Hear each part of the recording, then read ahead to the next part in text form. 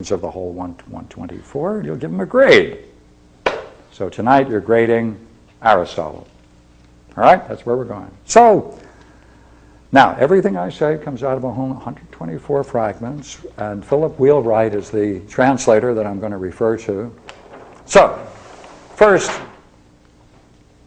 this is what is most often referred to as the Heraclitus' view of nature, or the processes in nature. Fire and water are the big two images that are used to explore the processes of nature. And he has two images, bow and arrow and the lyre, and he says, hey, look, there are two forces pulling this way and pushing that way, and that tension between the two is the very vehicle that brings about all that is in nature. For all nature is nothing other conflict, strife, opposites clashing together. And that's normal, and that's real, and that's the nature of things. So he says, fire. Fire is the exchange of all things. Right? For all things become fire, and fire, out of fire come all things. Fire throws things up and out, and it gathers things in. So there are two forces, you see. Two forces. And then he has the way of understanding, if you now take this now, and the way in which we used the terms last week, these are not literal. Right? The elements are not literal. They're principles that are represented by these terms. Therefore, fire lives in the depth of earth. Earth is anything solid. Earth is anything solid. So fire lives, right, in the depth of things that are burnable. Right? That's what it does. Fire lives in the depth of wood. Fire lives in, and since anything can be consumed in a hot enough fire, therefore fire lives in the depth of earth. Oh, curiously enough, air lives in the depth of fire, because out of the fire sweeps up air, lofty as it is, pushes up into the heavens. Right? And what happens with air? Why, notice we have an analogy. As fire lives in the depth of earth, so air lives in the depth of fire, as water lives in the depth of air, and as earth lives in the depth of water. Right? So these are processes. These are processes through which, see, these are stages. These are all stages in the process of nature. Nature then goes through each, transformative, and in that transformative aspect, he says, I think I know what that is behind it all. That's the principle of fire.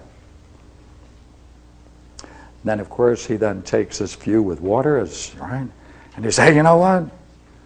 The very flow of water, everything flows, nothing abides, everything changes. So he takes that view, which is very interesting. If you take a motion picture, right, of any process, speed it up or slow it down, you get a whole different view of the way in which the thing moves and grows. So if we could see in 1 month the whole evolution and destruction of the earth and our heavens, you would see something coming into being and passing out of being, much like a great flow. So he says everything flows, nothing remains in itself. Everything gives way to everything, nothing stays as it is. So that very essence in the social condition is war. War is just nothing other than the same process going on in nature. Goes on endlessly. It's strife. Therefore, everything comes to pass through the compulsion of strife. Strife is natural. And therefore, in one day you can become a king, and the next day you can become a slave. Everything transforms. And he says, as you consider it, he said, that's why you can't step in the same river even once. The river changes, you can't step in the same river. It's changing, the water changes, everything changes. So you can't even say you step in the same river once, much less twice. This is his view of nature. What's at variance with itself is always with itself. So I'm going to read a couple of quotes out of this section, which I should have here. Yeah. Ah, good. He's got one or two that I'm very fond of that for some reason I'm not trusting my memory right now.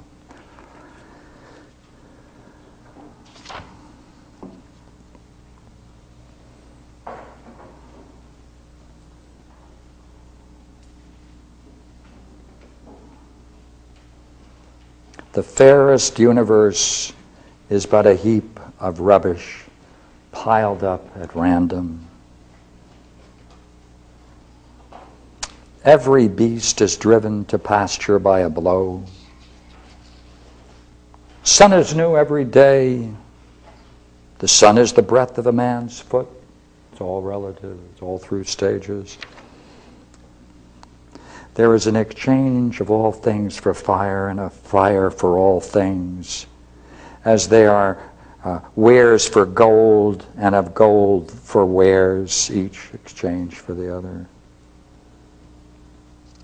This entire universe, which is the same for all, has not been made by any god or man. It always has been, is, and will be. It's like an ever-living fire kindling itself by regular measures and going out by regular measures. See, there's still order behind this. Behind this, there's still measures. See, behind this is measures. There's still measures behind this, and therefore we have to go behind the process of nature to take a look at the order, and that's where we're going. There are going to be levels of orders that are going to be disclosed, and that's the way we're doing it. So therefore he now takes the next level, right? Next level. He says, look here, you have to realize that nature loves to hide. Nature loves to hide. You have to kind of understand it to see what's going on. For all of it is one. All is one. Major philosophical term. For look here, for out of the all, the many particular comes oneness, and out of oneness come the many particulars. Becoming unfolds as opposites, you see. And through all the transformations of fire, it goes into all the different transformations, we can see that we have to then discover what's behind this process of oneness, and that's where we're now going to go. Now, what is behind it all? Order, high degree of order, which he calls the Logos. The Logos, the principle of the Logos, is eternally valid, eternally true. And it's according to the Logos that all things come to pass. Now, most men are asleep to it. They think they have an intelligence, a private intelligence of their own. They don't realize that it's the Logos that is the primary intelligence. And although these people are intimately connected with it, the Logos, men keep setting themselves against it. They are asleep. Hey, you know what? They seem to be without experience of it, yet they're in the midst of it. Now he contrasts that with his own way, and he reveals his method. What you have to grasp about nature and the principle behind it is the first thing is that you have to look for what is common to all. My method is easy to see, so it's very simple. First he says, I have searched myself. Primary, I've searched myself. And my method is that I study each thing according to its nature. And then I want to specify how it behaves. I want to see how it behaves. I want to study it. I want to specify its nature. I want to see what it does. Because of that, he says, of the things I love, sight is principal, hearing, but learning is what I most love. Right? So in order to specify how things behave, you have to use sight, the senses. But it is on a higher level because you're trying to reach the truth about nature. So therefore, he has this lovely statement, which I now would like to read to you. Although the Logos is eternally valid, yet men are unable to understand it.